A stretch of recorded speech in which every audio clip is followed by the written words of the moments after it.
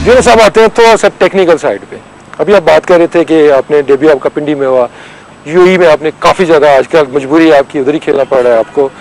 Tours इतने ज़्यादा अब तो नहीं हो रहे, लेकिन पहले आपने टूर ऑस्ट्रेलिया भी किए हुए, वेस्ट इंडीज़ भी किए हुए हैं, पिचेस हर जगह की आपने देखी हुई है। तो थोड़ा सा टेक्निकल साइड पे आते हैं कि एक तो पिच जो रीड आप करते हैं, ठीक है ना, थोड़ा सा उसमें कौन सी चीज़ें आप कंसिडर करते हैं, और उसके बाद बैटिंग के अंदर आपको कौन सी चीज़ें अडॉप्ट करनी पड़ती हैं अकॉर्डिंग टू द जो कंडीशंस हैं पिच की। देखिए मेरा आइडिया बहुत सिंपल होता है। जब भी हम नेट्स में खेलते हैं, किसी भी ग्राउंड के नेट में आप जब जाते हो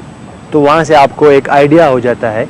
क्योंकि नेट्स भी ग्राउंड का हिस्सा होते हैं और वैसे वही ग्राउंड मैन्स होते हैं, वही उनकी सोच होती है प्रिपेयर करने का।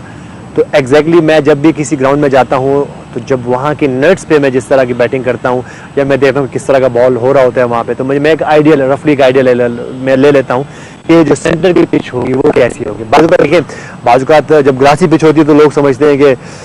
पता नहीं क्या होगा, लेकिन जब मुझे ग्रासी पिच नजर आ रही है तो मुझे वहाँ रन नजर आ रहे होते हैं कि यहाँ पे रन हैं,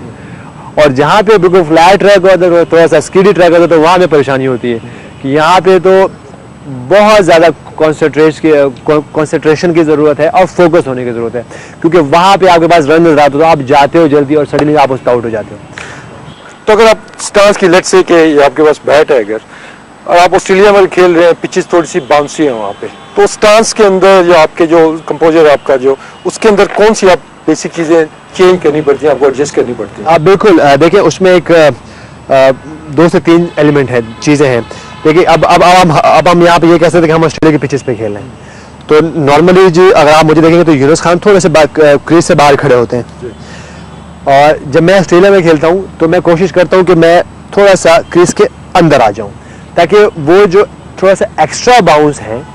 वो मुझे मैनेज करने में आसानी हो। और यही मैं एग्जैक्टली बॉलर्स के खिलाफ भी करता हूँ। जब टॉल बॉलर आते हैं, लंबे बॉलर आते हैं, तो मैं भी एग्जैक्टली ये करता हूँ कि मैं बाजू का क्रीज के अंदर भी खड़ा जाता हूँ, क्योंकि वजह ताकि थोड़ा सा टाइम मिले। इवन आपको हुक और पुल शॉट खेलने में भी और इवन छोड़ने भी होता है। और बाजू का आप उसमें ये भी एडिशन कर सकते हैं कि बाजू का जैसे लो पिचेस पे आप खेलते हो तो आप अपने ये जो आपकी फीट है पैरेलल करके थोड़ा सा ज़्यादा खोल लें, तो उससे ये होता है कि आप ऑटोमेटिक जब आप खड़े हो तो आप थोड़ा सा लो रहते हो, ये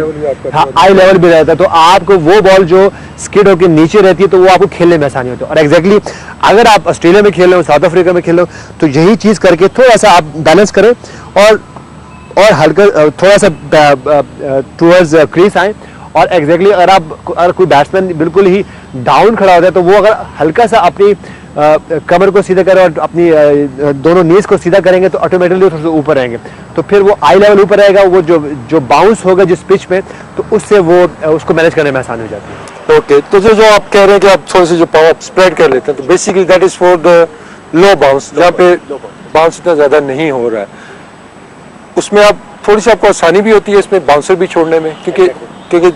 अक्सर यही सुनने में आता है और हम लोगों ने यही फील किया था कि लो बाउंस पिचेस के ऊपर बाउंसर को खेलना या बैक फुट वाले बॉल को खेलना थोड़ा मुश्किल हो जाता है, क्योंकि आप हर टाइम आप रेडी हो फ्रंट फुट के लिए। तो आप जब वाइडर स्टांस आप लेते हैं तो आपके ख्याल में आपको हेल्प करता है कि आप ऑलरेडी लो पोजीशन में हो, वहाँ से आप और नीचे हो गए तो बॉल आपका निकल गया, ठीक है। और अगर आप इसके ऑपोजिट जाएँ,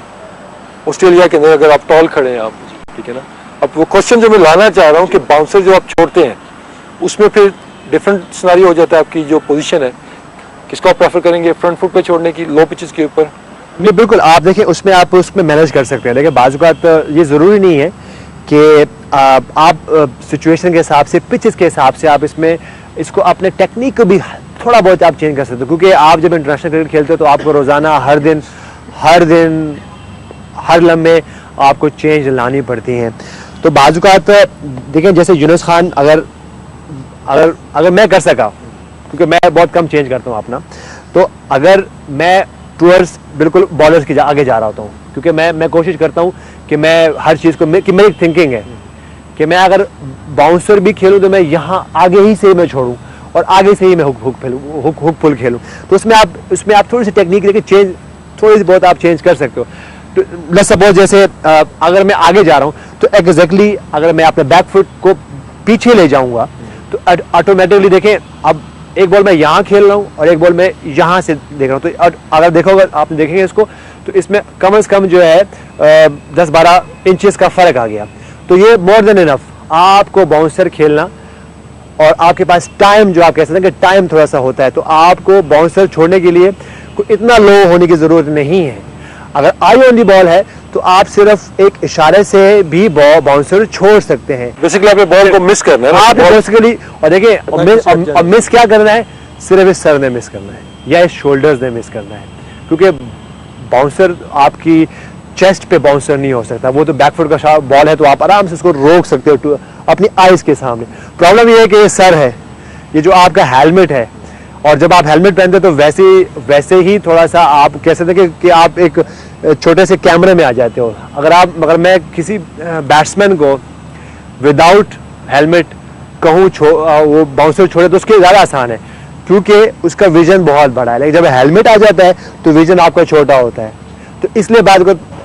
awkward हो जाता है। awkward हो जाता है ये बाउंसर छोड़ना या खेलना हेलमेट में। जैसे पहले प्लेयर्स करते थे कि सामने से ग्रिल ही नहीं होती थी, लेकिन अब इस मॉडर्न दौर में ये नहीं अब तो बहुत जरूरी है, अब तो पीछे भी आपको लगानी पड़ जाती है। अब तो जो है ना आईसीसी की तरफ से वो अनकरीब ये मस्ट हो जाएगा कि आपने हेलमेट पहनना है। तो मेरे ख्याल से आई ऑन दी बॉल होनी चाहिए, और बाउंसर छोड़ने के लिए कि आपको बहुत ज़्यादा नीचे या अप होने की ज़रूरत नहीं है। आपको सिर्फ एक इशारा है, और जितनी स्पीड पे बॉल आ रही है तो उसमें आप सिर्फ इशारे से ये भी करेंगे तो एग्जैक्टली बॉल जो है वो चला जाए, क्योंकि आपको सिर्फ अपना सर बचाना है, अपना हेलमेट बचाना है। बाउंसर जब बॉल की जब सीम लगती है तो उसका बाउंस कुछ और हो सकता है, लेकिन जब पेड लगता है तो उसका बाउंस कुछ और हो सकता है, और अगर सीम क्रॉस ही सीम लगती है तो उसका बाउंस कुछ और हो सकता है।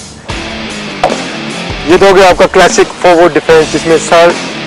बिल्कुल आपका नी के ऊपर है, जस्ट अहेड, बैक भी आपका आगे जा रहा है, वेट ट्रांसफर परफेक्ट।